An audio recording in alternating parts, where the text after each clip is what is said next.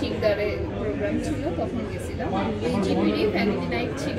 আচ্ছা আচ্ছা আচ্ছা। তখন গেছিলাম।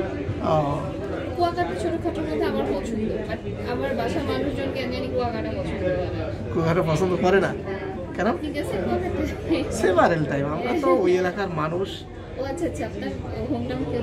আমার হোম টাউন হলো জালকাঠি, জাস্ট আর কি ওই পটুয়াখালী বরগুনার পাশেই আর কি।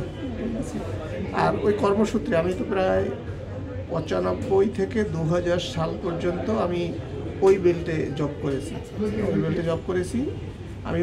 মানে আমার ফার্স্ট জব ছিল হলো আশাতে। ওই যে আপনাদের যে এই ভাই ছিলেন, হ্যাঁ উনি তো আশাতে ছিল, আশা ইন্টারন্যাশনালে ছিল। তো ওই অর্গানাইজেশনে আমি ফার্স্ট করি আর কি।